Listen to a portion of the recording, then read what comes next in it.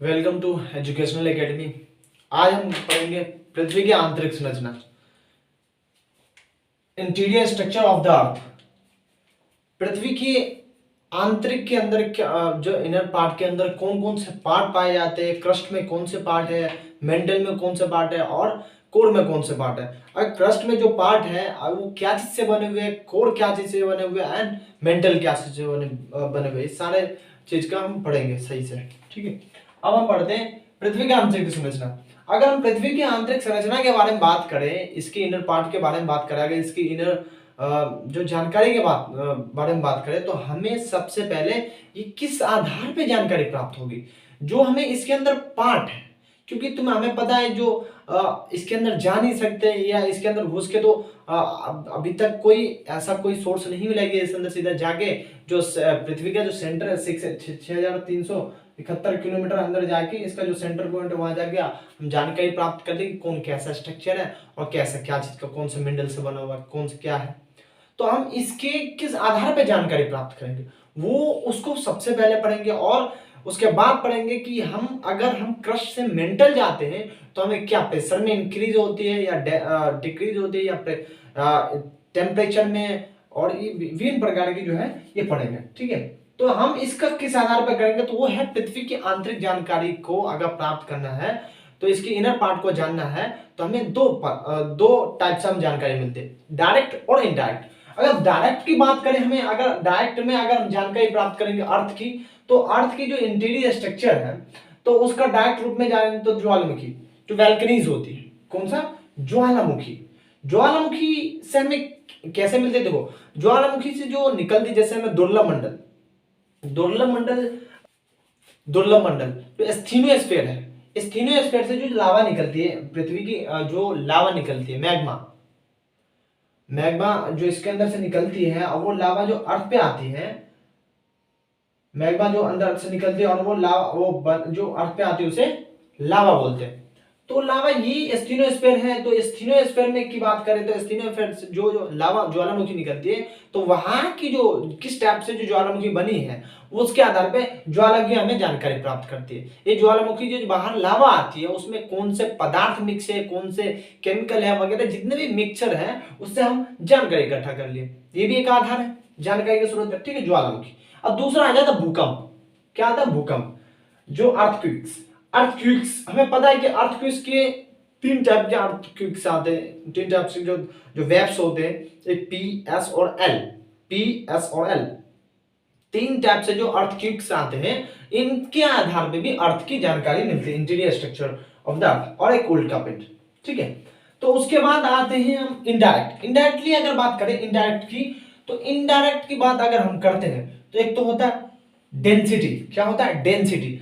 जो डेंसिटी होता है घनत्व, हम जब अर्थ के अंदर जाते हैं तो हमारे घनत्व में बढ़ोतरी होती है। ठीक है, इसी तरह तापमान, प्रेशर क्या है, मतलब क्या अगर हम अर्थ के अंदर जाते तो प्रेशर बढ़ता है कि नहीं, उनके भी जानकारी प्राप्त करेंगे कि हाँ रियली में तो बढ़ता ही है। उसके बाद टेम्परेचर, इधर अगर अर्थ के नीचे जाएंगे, इंटीरियर ऑफ द अर्थ मतलब अर्थ के आंतरिक भाग में जाएंगे तो तापमान में बढ़ोतरी होगी कि घटाव होगा, तो ऑटोमेटिकली है बढ़ोतरी होगी। ठीक है, तो हम जानते हैं टेम्परेचर में बढ़ोतरी और किस कितना दूरी पर तय करेंगे तो बढ़ोतरी की वो भी जानकारी प्राप्त करेंगे। सबसे पहले हम देखते हैं ये अर्थ के बारे में। ठीक है, अगर हम डेंसिटी की बात करें, सबसे पहले डेंसिटी, तो हमें पता है कि अर्थ है। ठीक है, डेंसिटी तो अर्थ है, ये अर्थ है, और ये अर्थ का जो ये पार्ट दिख रहा है आपको, फॉर एग्जाम्पल मान लिया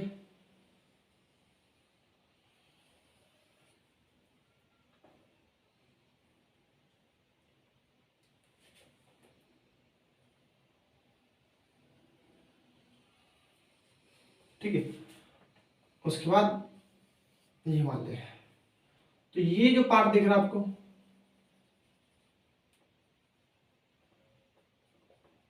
ये पार्ट द क्रस्ट है, जो पतली सी है ये क्रस्ट है। ठीक है ना, ये जो पार्ट दिख रहा है आपको ये क्रस्ट है। क्या ये अर्थ है, और ये पार्ट जो दिख रहा है जो मैं अलग टाइप से कर रहा हूं, ये अर्थ है, ये क्रस्ट है। क्या है, भूप्रकृति, जिसे हम भूप्रकृति हिंदी में बोलते हैं और क्रस्ट भी बोलते हैं। ठीक है, ये क्या है, ये कौन सा पार्ट है, ये हमारा पार्ट हो गया क्रस्ट। ये वाला हम सबको पता है, ये क्रस्ट है, क्रस्ट, क्रस्ट भू प्रॉपर्टी, भू प्रॉपर्टी। और ये जो हमें पार्ट दिख रहा है, ये वाला पार्ट जो दिख रहा है, ये वाला पार्ट जो दिख रहा है, ये पार्ट दिख रहा है, ये है मेंटल। क्या है, ये है मेंटल। ये कौन सा पार्ट है, ये मेंटल है, ठीक है। और ये जो पार्ट दिख रहा है, ये कोर, जो अधिक प्रेशर, अधिक टेम्परेचर के कारण, ये जो कोर है, क्या है, ये जो कोर है, अधिक टेम्परेचर और अधिक प्रेशर के कारण क्या है, ये जो कोर है, ये जो कोर दिख रहा है, अधिक टेम्परेचर और अधिक प्रेशर के कारण, ये जब मान हमें पता है कि ये 6000 डिग्री, महेंद्र के पास से 8 और बोले 6000 डिग्री सेल्सियस है, कितना पता, 6000 डिग्री सेल्सियस यहाँ का टेम्परेचर।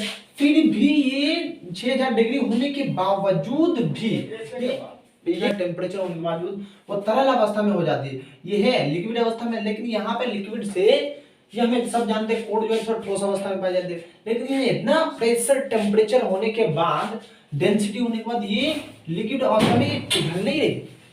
अब क्यों नहीं पिघल रही, क्योंकि इसके रीजन ये सब तरफ से प्रेशर पड़ा, टेम्परेचर पड़ा और डेंसिटी ज्यादा है। इस डेंसिटी और प्रेशर के कारण ये यहाँ के जो लिक्विड अवस्था में जो भी तरल पदार्थ है यहाँ से बाहर नहीं निकल रहे हैं, क्योंकि अर्थ की इनर पार्ट का टेम्परेचर एंड प्रेशर की वजह से, ठीक है ना। हमें पता है कि अर्थ जो सन है, सन का भी जो पार्ट, सबसे जो मिडिल इनर पार्ट है, वो भी 6000 डिग्री सेल्सियस है और ये लिक्विड अवस्था में, ठीक है।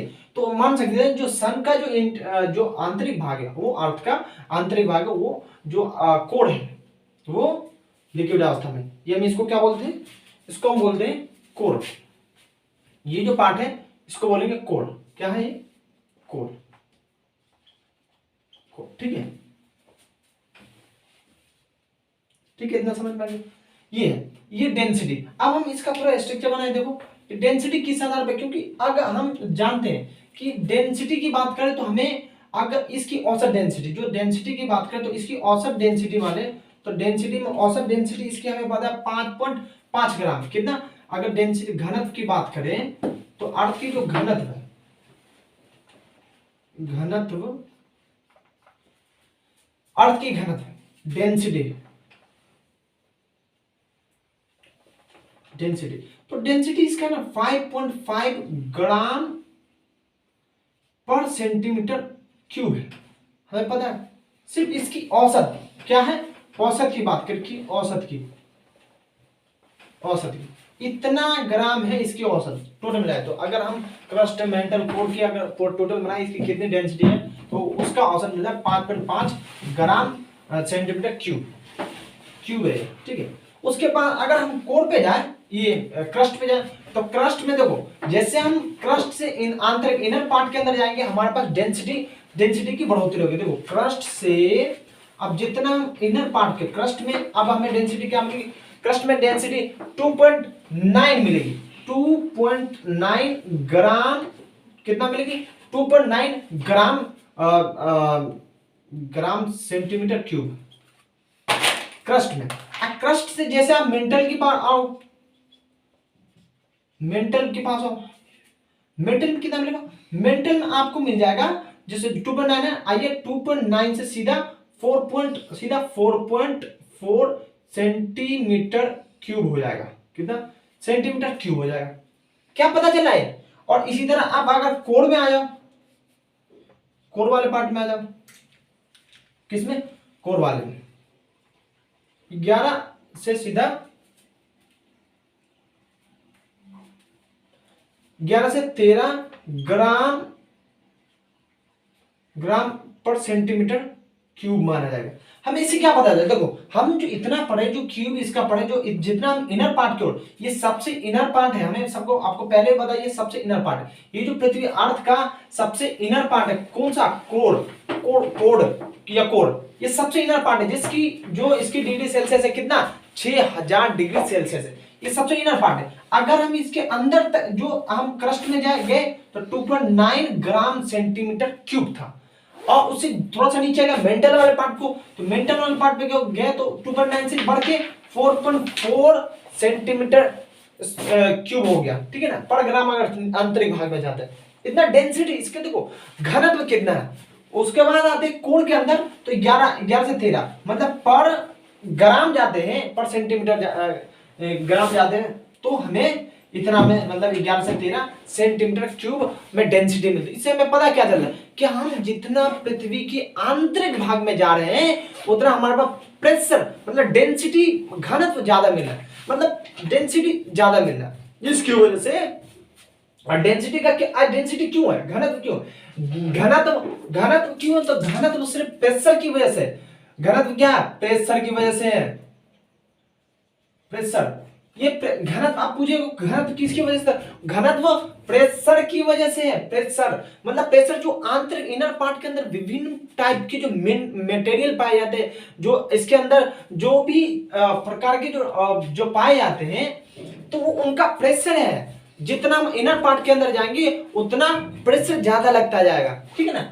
तो प्रेशर भी एक है डेंसिटी का काम। अब प्रेशर में जो हम ऑटोमेटिक देखो, जो अर्थ है, अर्थ जो रोटेशन करते हैं अपने एक्सिस पे, तो अर्थ जैसे रोटेशन करेगी अपने एक्सिस पे, तो रोटेट करने के बाद वो जो उसके अंदर क्रस्ट मेंटल कोर है वो भी एक साथ रोटेशन नहीं करती। अगर मान चलिए अर्थ की रोटेशन है 24 घंटे पर डे, है ना, तो उस टाइप से उसका मेंटल या कोर पार्ट नहीं करता होगा, ठीक है ना। अगर अर्थ एंटी क्लॉकवाइज करती तो शायद क्लॉकवाइज करती होगी, ठीक है ना, ये भी हो सकता है। तो हम कह सकते हैं ना, जितना स्पीड से मेंटल करे उतना कोर, तो ये भी एक जानकारी का स्रोत है कि, ठीक है।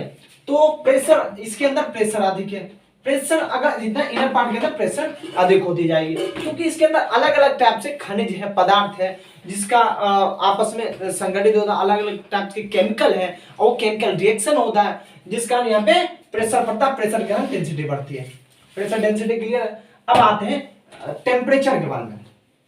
क्या है टेम्परेचर, देखो हमें पता है टेम्परेचर की बात करें, अगर तापमान की बात करें तो तापमान जो टेम्परेचर किसका, टेम्परेचर तापमान, तापमान तापमान टेम्परेचर, टेम्परेचर देखो अर्थ का क्रस्ट मेंटल कोर, क्रस्ट में जितनी आपको तापमान, जितना आपको टेम्परेचर मिलेगा उतना कोर के अंदर नहीं मिलेगा। जो क्रस्ट के ऊपर जितना टेम्परेचर सामान्य तापमान है उतना कोर के अंदर, हमें पहले ही बता दिया कि 6000 डिग्री तक, 6000 डिग्री सेल्सियस तक तापमान है। और इतना डिग्री सेल्सियस तक कोई भी पदार्थ चाहे कितना भी रहे तो भी पिघल के एकदम मतलब लिक्विड अवस्था में आ जाएगी, जबकि कोर जो है लिक्विड हो जाएगी, लेकिन ये अभी ठोस अवस्था में। क्यों, क्योंकि सारे तरफ से सारे आसपास के पदार्थ आपस में जुड़े हुए, जिस कारण ये बाहर निकलने का, अर्थ से बाहर निकल के ये साइड से इतने प्रेशर डाल रहे हैं जिस कारण ये इसके अंदर का पदार्थ बाहर नहीं निकल रहा है। तो इसलिए हम अगर तापमान का बात करें तो तापमान हमें पर 32 मीटर अगर नीचे जाएंगे अर्थ के अंदर तो तापमान में बढ़ोतरी होगी। मतलब अगर हम 0 डिग्री लिथोस्फीयर से स्टार्ट करें, या लिथोस्फीयर, ठीक, जहां पे हम अर्थ रह रहे हैं, तो लिथोस्फीयर से स्टार्ट करें, अगर 32, ये हम सिर्फ 100 किलोमीटर के अंदर बात करें, 100 किलोमीटर का दायरा लें तो 100 किलोमीटर के अंदर 32 मीटर अगर हम अंदर जाएंगे तो हमें 1 डिग्री सेल्सियस में बढ़ोतरी मिलेगी। ये सिर्फ तो सिर्फ 100 किलोमीटर में है, ठीक है, समझ में आए, 100 किलोमीटर। और देखो क्या होता है, अगर हम 32 ये 100 किलोमीटर से ज्यादा पर अगर 100 से अगर हम 300 किलोमीटर का बात करें, 100 से 300 किलोमीटर, तो इसमें आपको होगा 2 डिग्री सेल्सियस, डिग्री की 2 डिग्री सेल्सियस बढ़ोतरी के पर कितना, 100 से 300 किलोमीटर में आपको 2 डिग्री सेल्सियस की बढ़ोतरी मिलेगी। हमें क्या मिला था, 32 मीटर अगर नीचे जाते हैं तो 1 डिग्री सेल्सियस कम होता है। इधर अगर हम उसी अगर 100 किलोमीटर नीचे चले जाए तो हमें पर 32 मीटर जाने पे 2 डिग्री सेल्सियस की बढ़ोतरी होगी, ठीक। उसी तरह अगर हम उसी 300 पार कर गए तो 300 से लेके 6000 के बीच में। अब आता है ये कौन सा पार्ट है, ये आपको मिल जाएगा, देखो ये वाला पार्ट है 32। अब ये जो पार्ट मिल रहा है आपको, ये देखो, अब हम जब इनर पार्ट में जाएंगे तो इनर पार्ट में देखो, अगर हम जैसे 300 से 300 से 300 किलोमीटर से अगर हम 6000 किलोमीटर, 6000 किलोमीटर तक जाएंगे तो हमें पर डिग्री 32 मीटर पर डिग्री सेल्सियस का इजाफा होगा। ठीक है ना, समझ आए ये सिस्टम। ठीक है, अब इससे हमें पता क्या चला, तो टेम्परेचर जितना हम अर्थ के इंटीरियर जो अंदर जा रहे हैं, आंतरिक भाग में जा रहे हैं, हमारे पास डेंसिटी बढ़ोतरी हो रही है। डेंसिटी किसकी वजह से बढ़ोतरी हो रही है, तो प्रेशर की वजह से प्रेशर लग रहा है, क्योंकि पृथ्वी के अंदर अलग अलग विभिन्न प्रकार की वस्तुएं आपस में क्रियाएं कर रही है, इसके अंदर वो घर्षण होता है और उसके अंदर प्रेशर उत्पन्न होता है। प्रेशर से ही टेम्परेचर बढ़ता है और डेंसिटी उत्पन्न होती है। निकल जो लेके आ अंदर। ठीक है, इतना आपको समझ में आ गया। अब हम अगला पढ़ते हैं। ठीक है, प्रेशर, डेंसिटी और तापमान के लिए, तो आप अगला पढ़ते अर्थ। ठीक है, अर्थ का सबसे ऊपरी पार्ट हमें सबको पता है।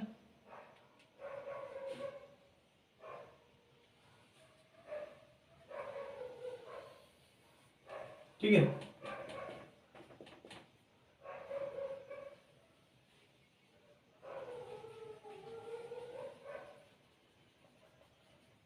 ये पार्ट क्या थी, भूप्रपट्टी, क्या है, क्रस्ट। ठीक है, और ये वाले पार्ट क्या है, ये है क्रोड, ये क्रस्ट, ये मेंटिल, ये बोलते हैं क्रोड। ठीक है, अब भाई ये क्या चीज से बना हुआ है, क्रस्ट जो है, हम पढ़ रहे हैं, इधर देख लेते हैं। क्रस्ट भू पर पट्टी, क्रस्ट। और ये वाला पार्ट क्या बोलते हैं, मेंटिल। ठीक है, और ये वाले पार्ट को क्या बोलते हैं, सब बोलते हैं क्रोड बोलते। ठीक है, अब हम क्रोड देखते हैं। अब हमें पता है कि क्रस्ट, बात आई क्रस्ट की, तो क्रस्ट क्या जैसे बना हुआ भाई, क्रस्ट जो भू प्रॉपर्टी है,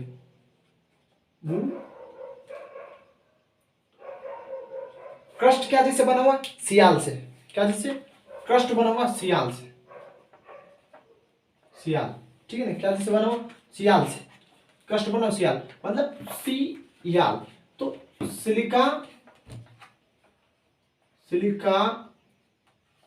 प्लस एल से एल्युमिनियम,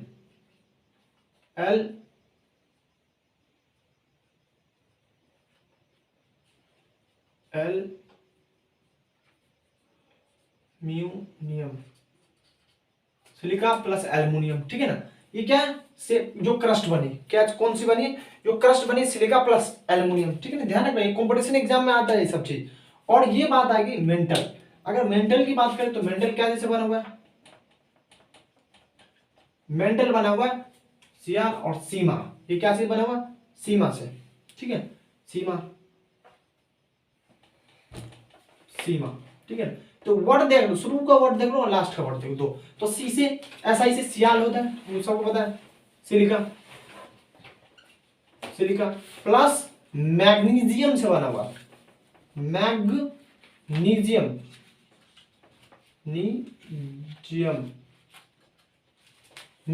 से बना हुआ।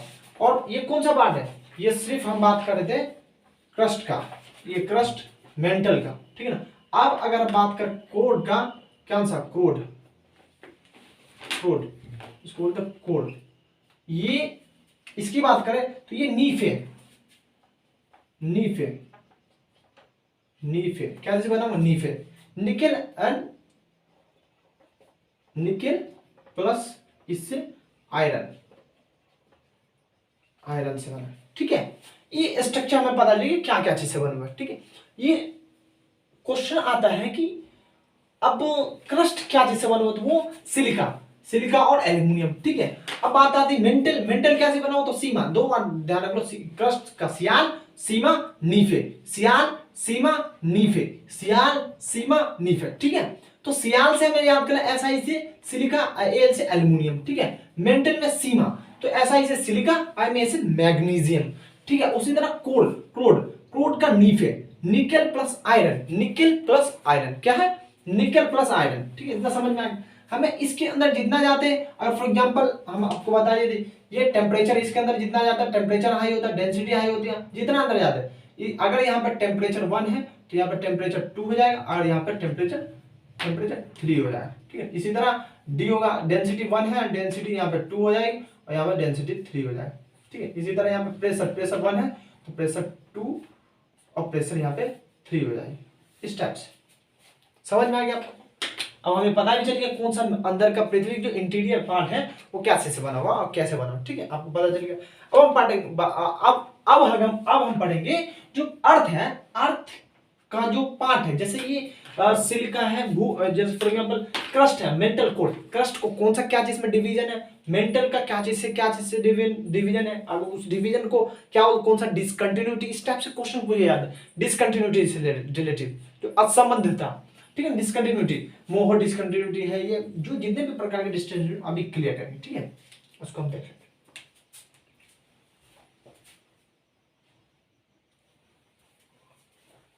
ठीक है, अब हम पढ़ेंगे जो कौन कौन सा पार्ट तो अलग करती है। फॉर एग्जांपल अगर हम ये अर्थ है, अर्थ का एक छोटा सा पार्ट लेते हैं, काटते थोड़ा सा पार्ट और इसके बारे में जानकारी प्राप्त। ठीक है, हमने देखा कि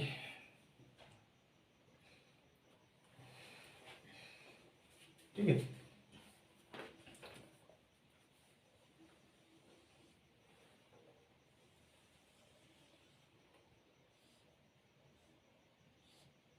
ठीक है, इतना समझ में आ गया। और ये हमें पता है कि ये वाला पार्ट जो है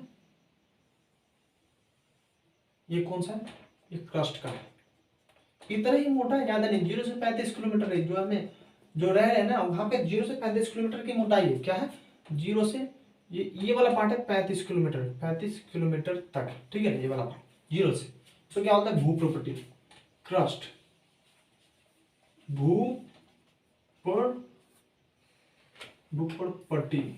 ठीक है, क्रस्ट ये वाला पार्ट, और 0 से 33 ये कितना 35 किलोमीटर, और ये वाला पार्ट आपको जो दिख रहा है ये है इसके अंदर, ये बात देखो, ये लिथोस्फीयर है, ये इसे लिथोस्फीयर ही बोलते हैं, लिथोस्फीयर। और इसे ये वाला पार्ट जो आप दिखा रहा हो ये मैग्मा है, उबलती हुई मैग्मा, जहां से ज्वालामुखी निकलती है, ये ज्वालामुखी निकलती है। ठीक है ना, ये वाले पार्ट जो दिख रहा है आपको ज्वालामुखी निकलती है, ये वाला पार्ट है, ये कम से कम इसकी जो गहराई है ये 120 किलोमीटर के आसपास है। क्या है 100, ये इसकी अगर देखा जाए तो 120 किलोमीटर ये वाला पार्ट। ठीक है, ये कौन सा, ये दुर्लभता मंडल कहलाता है, ये दुर्लभ, ये कौन सा पार्ट कहलाता है, ये दुर्लभ मंडल, कौन सा दुर्लभ, इसे क्या बोलते हैं दुर्लभता मंडल, दुर्लभता मंडल। ये क्या दुर्लभता मंडल क्या बोलते हैं, एस्थीनोस्फीयर। ठीक है, समझ में आ रहा, ये दुर्लभ एस्थीनोस्फीयर किसको बोलते हैं, जहां उबलती हुई मैग्मा निकलती है, जहां से यहीं से सारे मतलब मैग्मा आपको निकलेंगे। ठीक है ना, और इसके नीचे आप क्या आता है मेंटल आता है, इसके नीचे मेंटल, इसके नीचे आता है मेंटल, जो मेंटल क्या अगर देखे जाए तो मेंटल यहाँ 2900 किलोमीटर ये मेंटल है। क्या है पूरा मेंटल। ठीक है, और ये वाला पार्ट दिख रहा है आपको, यहाँ से तो डिवीजन ये होता है अपर मेंटल और ये लोअर मेंटल।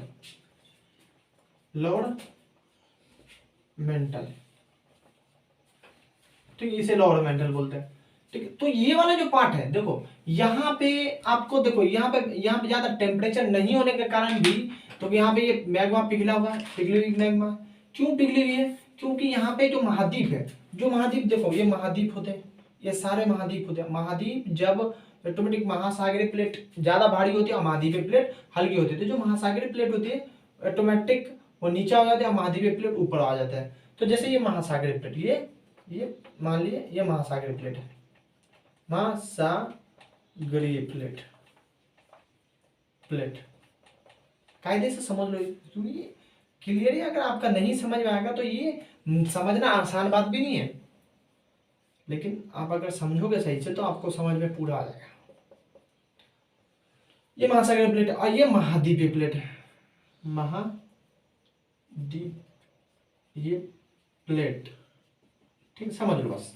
अब महाद्वीपीय बात देखो, महासागरीय प्लेट ये है और आर्य, और ये प्लेट बाहर ये इसमें नीचे आ गई, और ये नीचे वाला जो पार्ट मिलेगा, जैसे ये नीचे का पार्ट, ये नीचे का पार्ट ये क्या होगा, गलेगा सड़ेगा, और गले सड़ने के बाद ये छोटे मोटे एरिया में नहीं, बहुत बड़े एरिया की बात हो रही है, और ये वाला पार्ट गलने सड़ने के बाद ये प्लेट के नीचे, ये सारे प्लेट के नीचे यही फिर चक्र बनाएगा, और यही एक जो लिप जो चिपचिपे टाइप में आकार में बदल, यही सड़ने गलने के ये हजारों साल बाद ये फिर ये लावा जैसा, मैग्मा जैसा वो बन जाएगा, और ये बाहर निकलना ज्यादा टेम्परेचर के कारण फिर बाहर निकलेगी, और जब ये बाहर निकलती है तो ये यहाँ पे जो बाहर निकलते हैं दोनों साइड के प्लेट खिसक जाती है, जिस कारण महासागर जो सागरीय सी फ्लोर स्प्रेडिंग होती है, मतलब समुद्र तल का विस्तार, जो समुद्र तल का विस्तार जो हेरी हेस नामक वैज्ञानिक ने एक दिया था, जो समुद्र तलीय विस्तार, इसको हम आगे पढ़ेंगे हम डिटेल से, यहाँ से ज्वालामुखी कैसे निकलती है, किस टाइप से ये आते हैं, फिर सागरीय जो महासागरीय तल की विस्तार होता है वो किस टाइप से, आगे बारे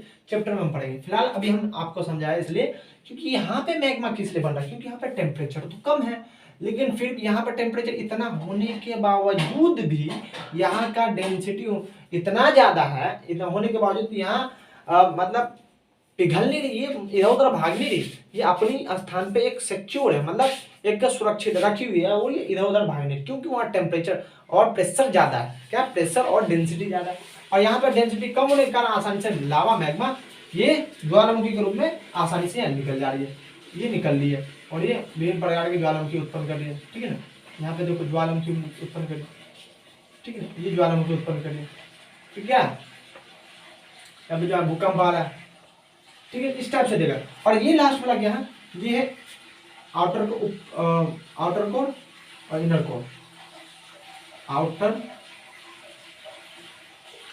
कोर और ये वाला पार्ट में इनर कोर, इनर कोर, बाहरी कोर, आंतरिक कोर, ठीक है, इनकी गहराई कितनी है, तो ये देखा जाए तो ये पूरा इसको नीचे तक देखे तो 6,371 शायद किलोमीटर तक, सबसे लास्ट में यहाँ तक जाने। तो अब हमें यहाँ पे से यहाँ, अब ये मेन बात ये समझना है, इसको अब देखो कौन कौन सा क्या चीज अलग करते हैं, ठीक है, ठीक है,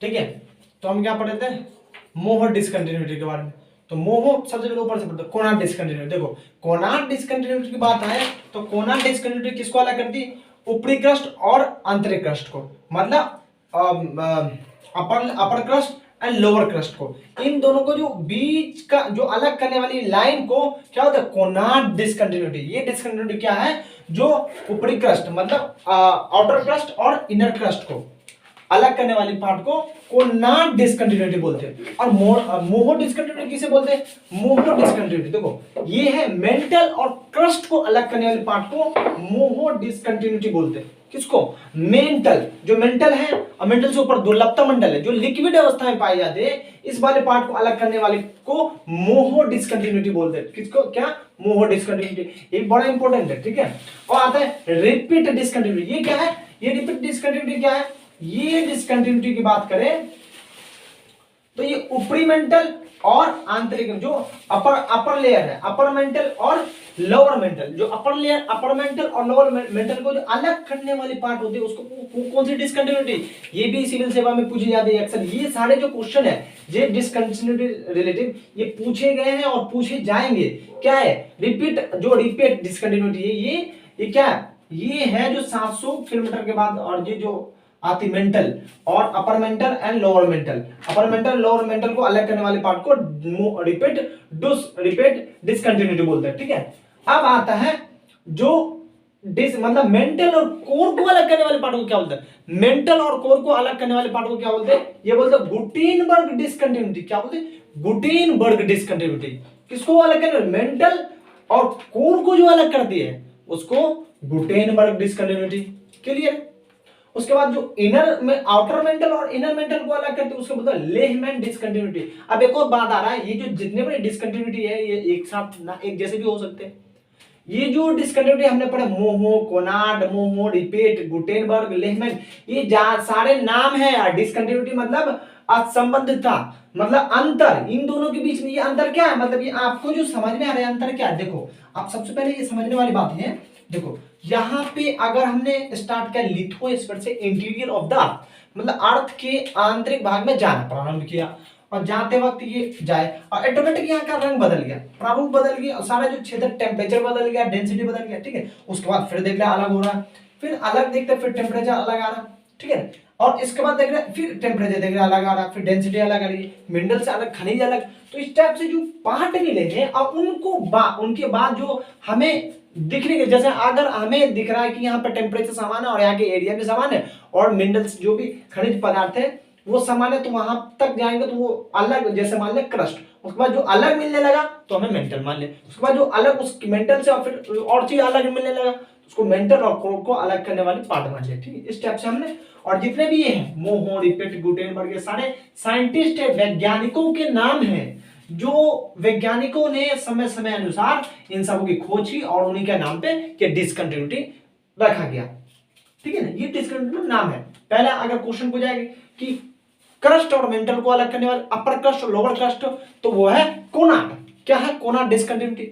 अब कोनार्ड के बाद अगर आ जाए क्रस्ट और मेंटल को अलग करने वाले तो मोहो डिसकंटिन्यूटी।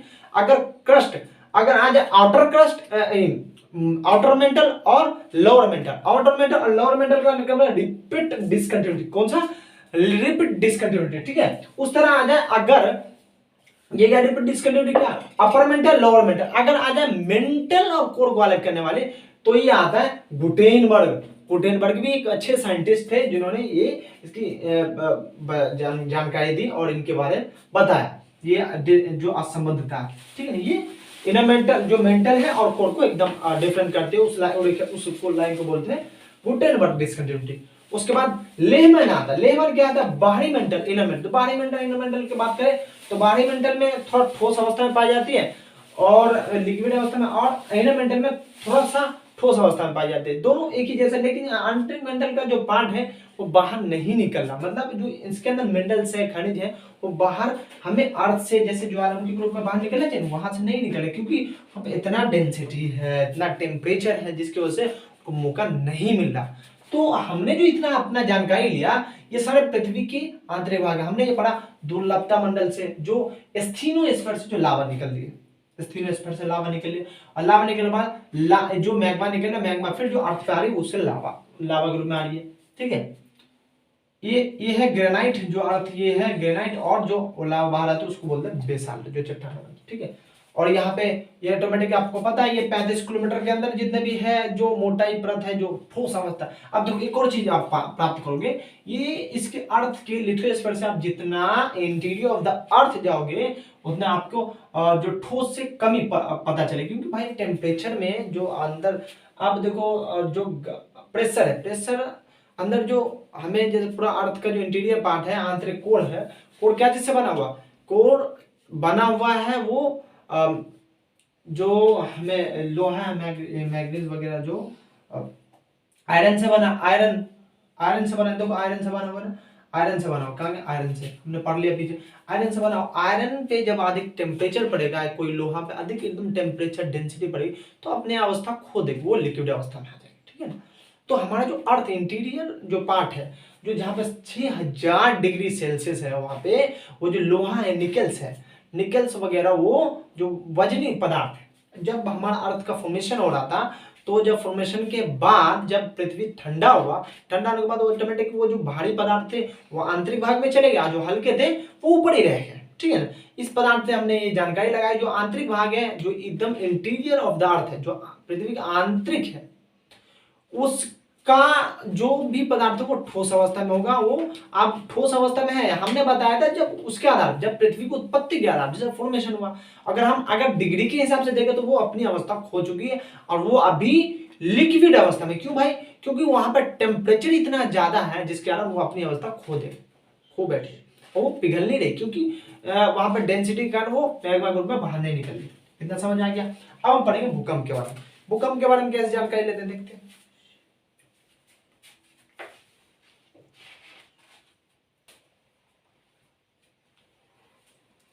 अब हम पढ़ते हैं भूकंप के बारे में।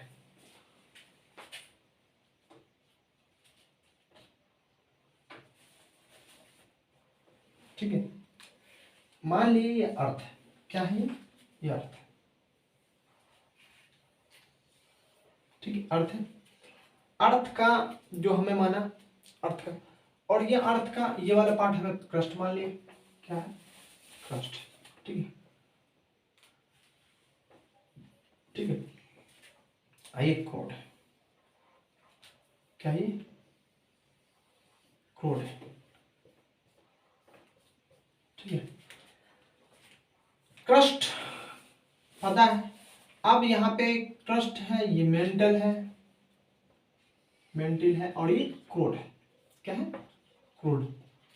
अब ये क्रस्ट मेंटल क्रूड की बात आ रही है। अब हमें पता भूकंप कितने प्रकार, 3 प्रकार के हो रहे हैं। अभी भूकंप एक होता है पहला पी पी तरंगे। जो भूकंप के जो तरंगे 3 प्रकार के, पहला पी तरंगे, जो पी तरंगे, प्राइमरी वेव्स।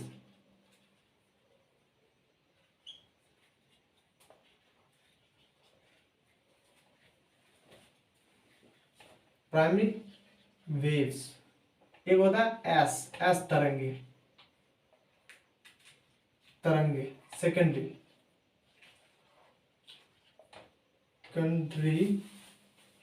वेव्स। ठीक है, एक होता है एल तरंगे, ये होता है लॉन्ग वेव्स। ठीक है, प्राइमरी वेव मतलब प्राथमिक जो तरंगे होते हैं, प्राइमरी वेव प्राथमिक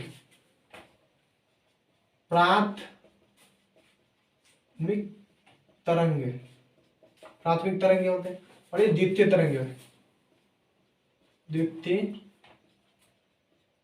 तरंगे। ठीक है, और ये होता है धरातलीय तरंगे।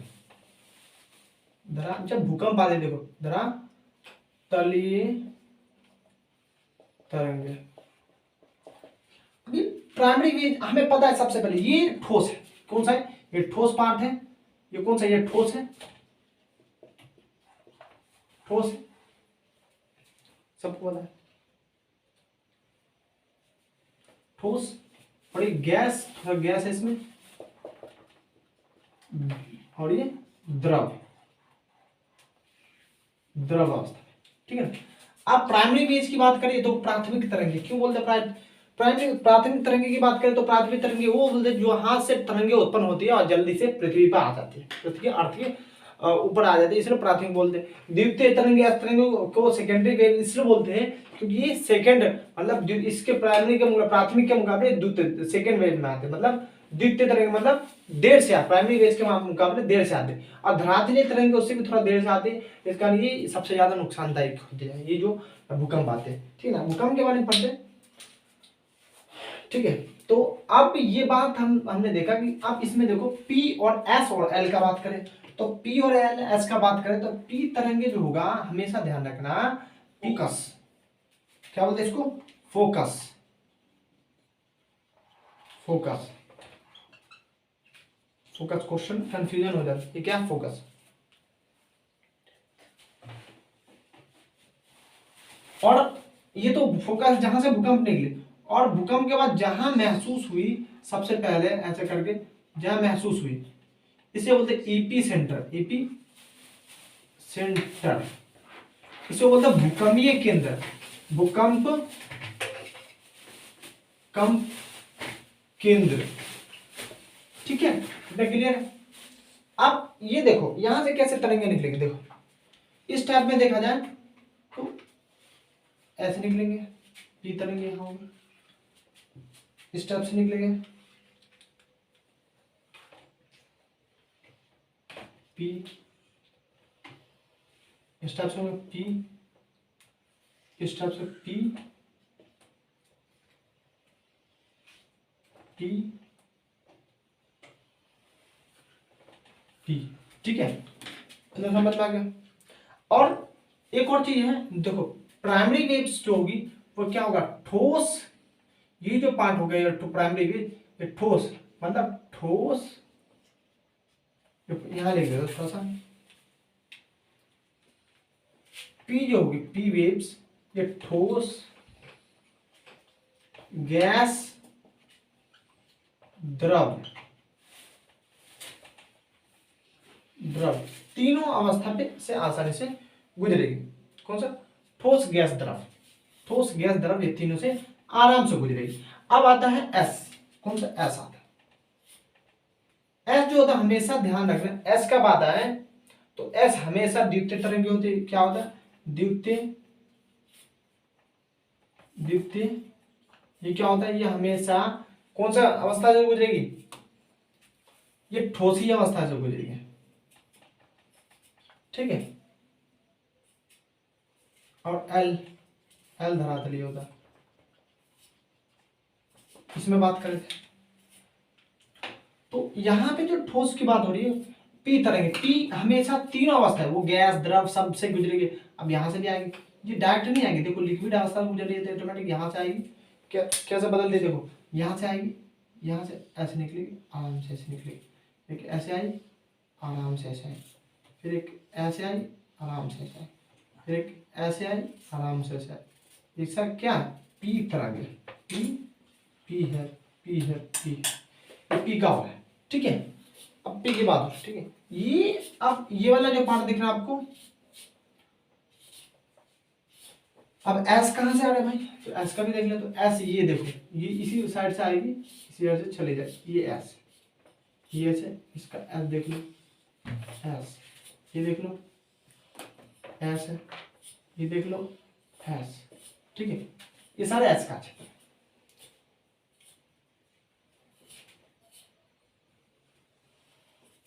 एस टोटल मिला जाए तो 105 डिग्री, इधर भी 105 डिग्री एंगल पर 105 डिग्री तक एस तरंगे का छाया क्षेत्र होता है। इधर 105, इधर 105, ठीक है। अब 105 105 यहाँ, तो टोटल क्या है, ये सारे, ये वाला जो पार्ट दिख रहा है आपको, ये क्या है, एस तरंगे का, एस तरंगे का छाया क्षेत्र है, क्या है, एस तरंगे, इसको लिख देंगे एस तरंगे छाया क्षेत्र, ये एस तरंगे, ये पूरा जो पार्ट दिख रहा है 105 डिग्री से 105 डिग्री से 105 डिग्री तक, ये एस तरंगे, मतलब यहाँ पे एस तरंगे नहीं पहुंच पाते, इसे क्या बोलते हैं, एस तरंगे छाया क्षेत्र। और ये क्या है, ये वाला क्षेत्र क्या, ये वाला क्या है, यहाँ पे क्षेत्र पे क्या, कौन सा तरंगे नहीं पहुंच रही, ये वाले क्षेत्र पे, ये वाले क्षेत्र पे पी तरंगे नहीं पहुंच रही, पी कौन सा, पी, पी भी नहीं पहुंच रहा, एस भी, पी और एस तरंगे छाया क्षेत्र, क्षेत्र, ये वाला क्षेत्र पी और एस तरंगे छाया क्षेत्र, ठीक है।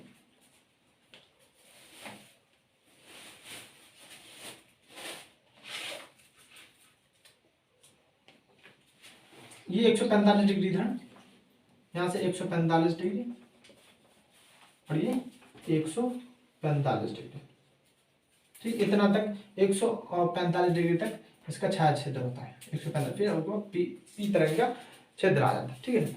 अब एक और चीज बता देता हूँ, जो भूकंप मापी मशीन होती है उसको सिस्मोग्राफ बोलते हैं, क्या बोलते हैं, सिस्मोग्राफ, सिस्मोग्राफ भूकंप मापी यंत्र, ठीक है, ये सिस्मोग्राफ, इतना समझ आ गया, ठीक है। आप पढ़ते देखो, एस तरंगे और पी तरंगे, पी तरंगे एस और एल, पी और एस एल की बात करें तो पी तरंगे जो होती है वो ठोस द्रव गैस सारे क्षेत्र से आसानी से गुजरती है, ठीक है ना। जैसे ये पी तरंगे की बात है, पी तरंगे ने देखो ये ठोस भी गुजरा और गैस भी और द्रव भी पार्ट से भी आराम से गुजरे और निकल गए।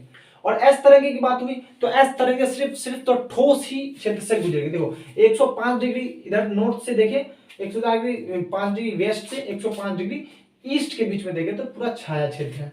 और एस तरंगे का क्या, पी तरंगे का भी छाया क्षेत्र है, देखो 145 डिग्री इधर और 145 डिग्री इधर, ये छाया क्षेत्र है पी और एस दोनों का। तो हम क्या सकते ना, पी तरंगे बहुत स्पीड पर प्राथमिक तरंगे होती है तथा ये प्रथम बार पहुंचती है, इसलिए प्राथमिक तरंगे बोलते हैं। और एस तरंगे को द्वितीय तरंगे, सेकेंडरी वेव्स बोलते हैं, क्योंकि ये सिर्फ ये सेकंड प्राथमिक तरंगे के मुकाबले ये थोड़ा देर से अर्थ पे पहुंचते, अर्थ के जो लिथोस्फीयर पे पहुंचते, इसलिए इसे द्वितीय तरंगे बोलते हैं। और एल तरंगे धरातलीय तरंगे होते हैं, जो काफी नुकसानदायक होती है और काफी आराम से आते हैं, ठीक है ना। एल तरंगे जो लॉन्ग वेव्स होती है, ठीक है ना। ठीक है, आशा है कि आप ये सारे टॉपिक को सही से समझ गए होंगे और क्लियर अंडरस्टैंडिंग हो गई होगी। ठीक है, तो मिलते हैं नेक्स्ट वीडियो में। Thank you very much.